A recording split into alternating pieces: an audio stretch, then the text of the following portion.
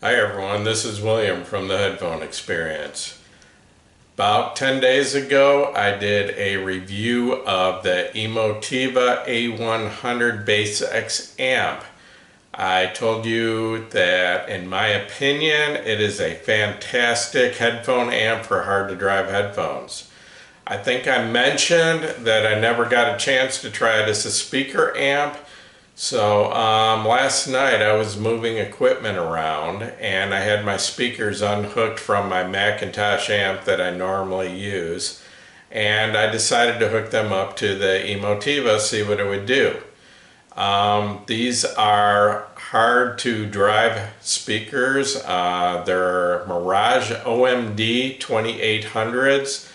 It's a 4-foot tall floor standing three-way speaker, two 8-inch woofers, 5 1/4 mid-range, and a tweeter.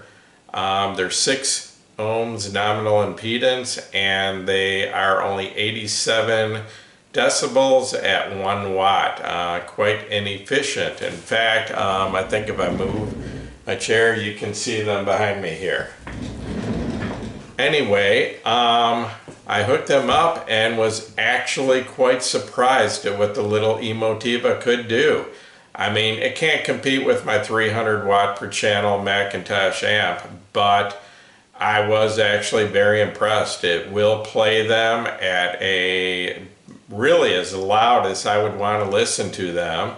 It's clear, it's detailed, undistorted. Basically holds its own against the Macintosh at low to medium volumes. I mean, at higher volumes, the Macintosh is going to walk away, but this isn't a very fair comparison, comparing a $229 amp to an amp that would cost about $7,000 to replace new, that also weighs 129 pounds. So anyway, but at louder volumes, of course, the Macintosh is going to be more dynamic. It's going to have better bass control. The bass is more solid. But the Emotiva is, with the volume knob, even at, even up in the 4 or 5 o'clock range, I don't hear any distortion at all. Right towards the top, past 4 o'clock, on the volume knob, it starts to lose a little bit of dynamics, but other than that, I mean, up to like the 3 o'clock position, it sounds great. And like I said, pretty much as loud as I'd want to listen to the speakers. It's a little brighter in the treble than the Macintosh. I think Macintosh is known to have a slightly rolled off treble, so really not unexpected. I mean, very detailed though. The cooling fan on this, I pointed out in the headphone review that the cooling fan would never come on using headphones, and that's still my belief. In fact, using it as a speaker amp, running into 6 ohm speakers with the volume knob at the 3 o'clock position, it took about 20 minutes before the cooling fan came on, and when it did, it's very quiet. You can barely hear it. Even during quiet passages or between songs, it's barely loud enough to hear. Much quieter than the cooling fans on the Macintosh. The Macintosh is a very quiet amp, very black backgrounds, but I'd say that Emotiva might be even blacker in the backgrounds. The signal to noise ratio on the Emotiva is 109 decibels, which is actually quite a bit better than the rating on the Macintosh. So in this one respect, I'd say it actually does outdo the Macintosh. It actually has a blacker background.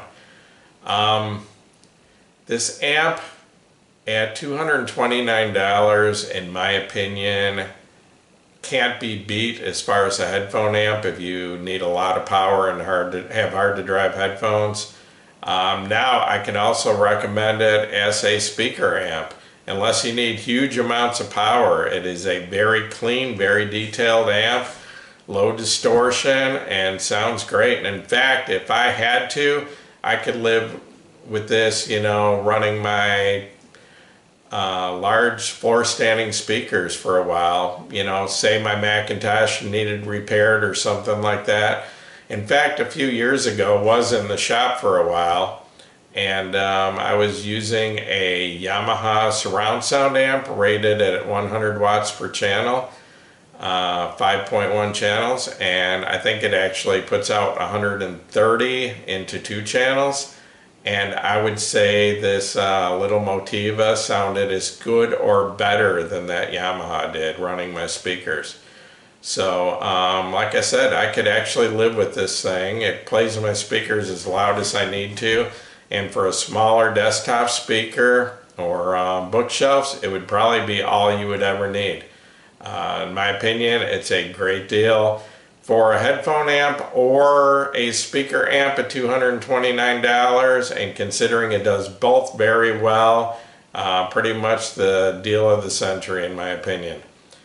Thanks for watching. This is William from the Headphone Experience, and if you like my videos, please subscribe to my YouTube channel, and you're all welcome to join us at my headphone group on Facebook called the Headphone Experience. Thank you.